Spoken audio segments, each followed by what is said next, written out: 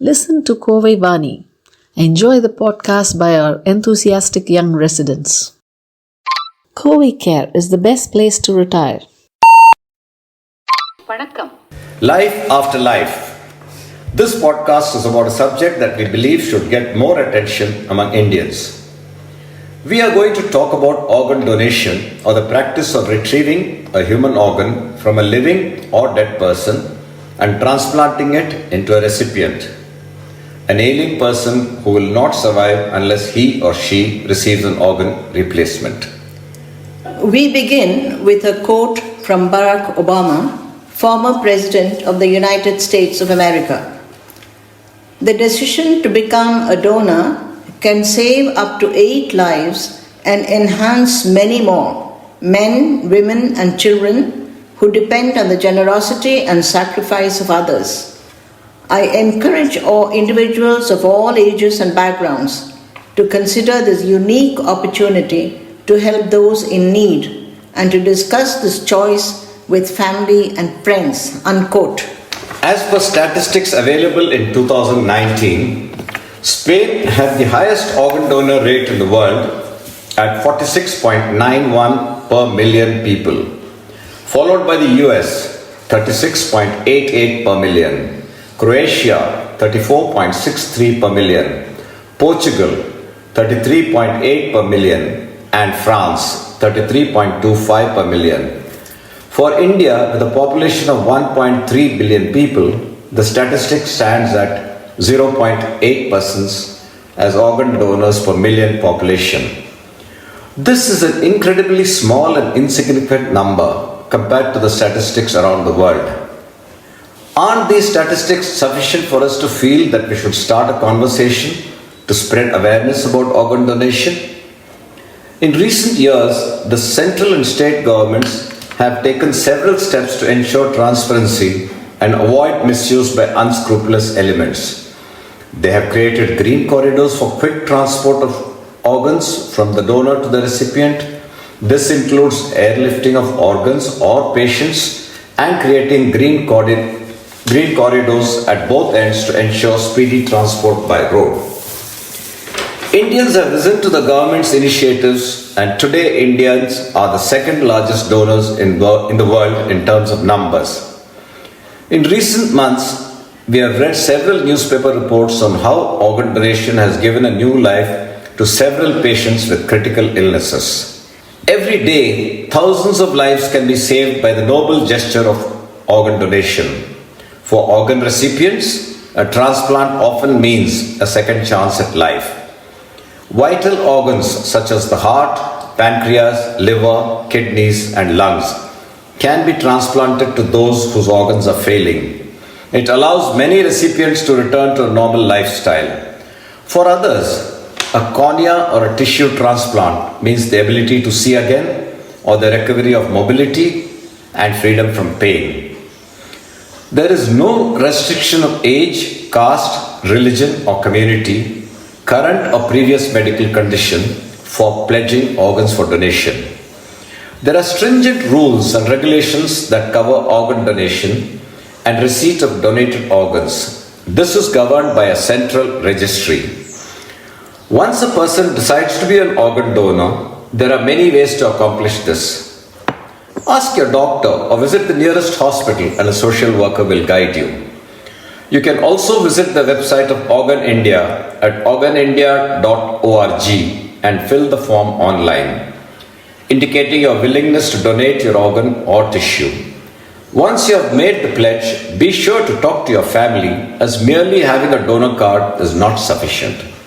As per laws in India, written consent of the family is a must before any procedure of transplant. Talk to as many people as you can about this, as this will be one of the most crucial decisions of your life. Telling your family that you would like to be an organ donor might not be easy. It may seem that talking about death is morbid, but it's really about giving life. Some families might not believe in it or don't have the time to think about it. No donations are taken unless the next of kin or immediate family signs a release or consent form. They can choose certain organs or all that can be used. For instance, they can donate only their eyes if they desire.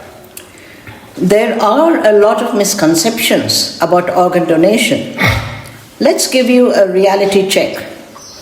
The following questions that often come to our mind are condensed from an interview with Dr. Sonia Lal Gupta, who is a neurologist specializing in headache medicine and strokes.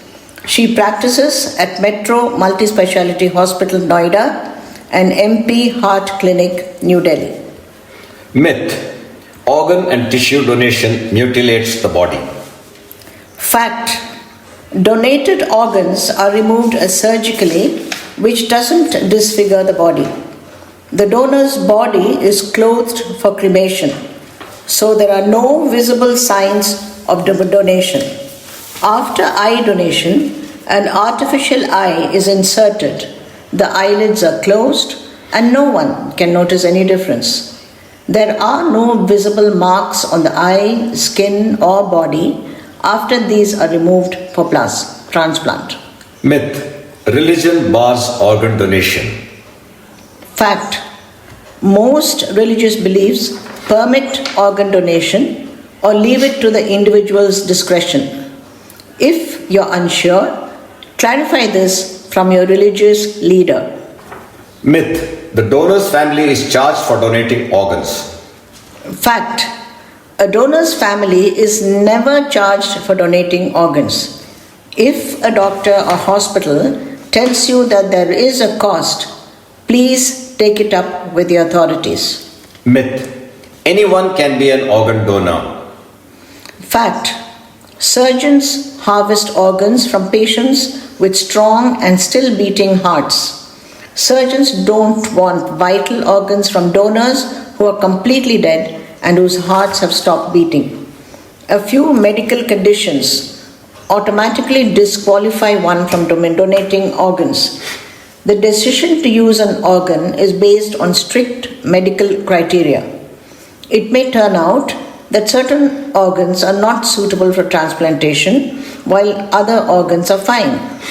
At the time of death, only medical professionals can determine whether a prospect's organs are suitable for transplantation.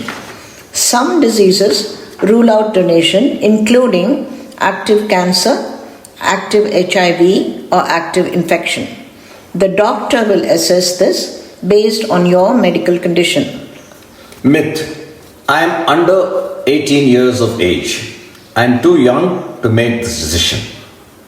Fact: that's true in a legal sense, but your parents can authorize this decision. You can express to your parents your wish to donate, and your parents can give their consent knowing that it's what you wanted. Children too are in need of organ transplants, and they usually need organs smaller than those an adult can provide. There's no defined cut-off age. Organs have been successfully transplanted from donors in their 70s and 80s.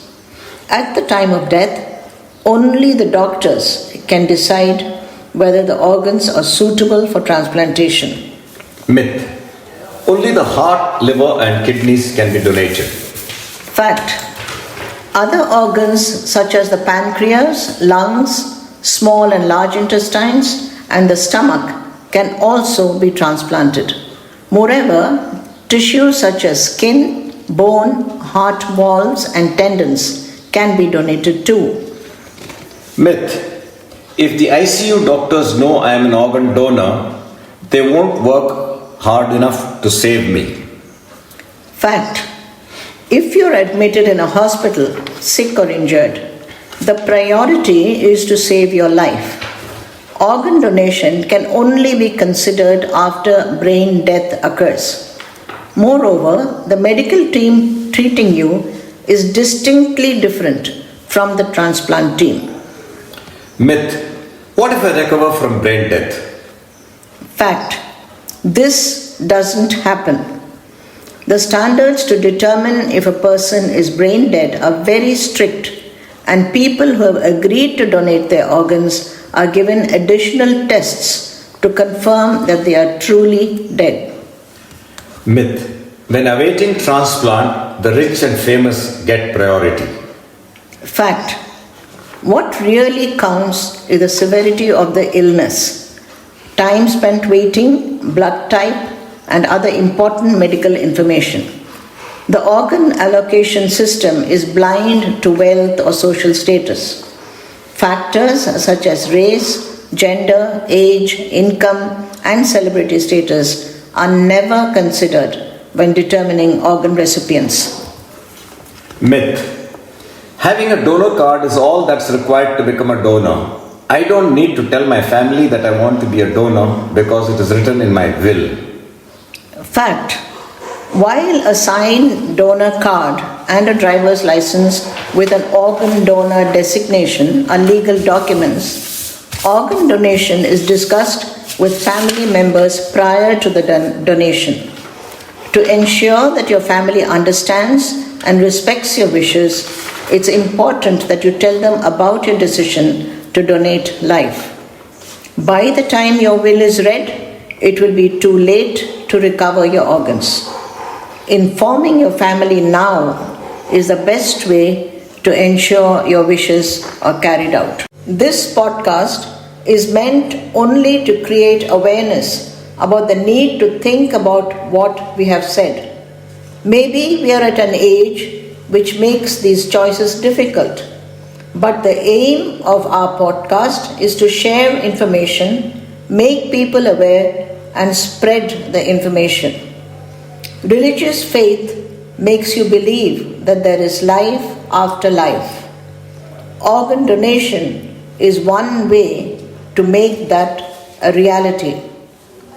Thank you for your patient hearing. Thank you very much.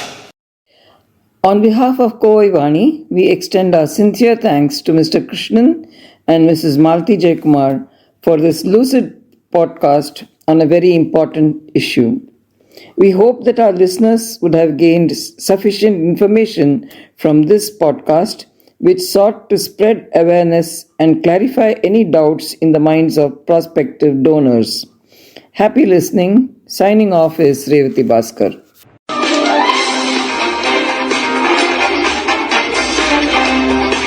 Thank you and stay tuned.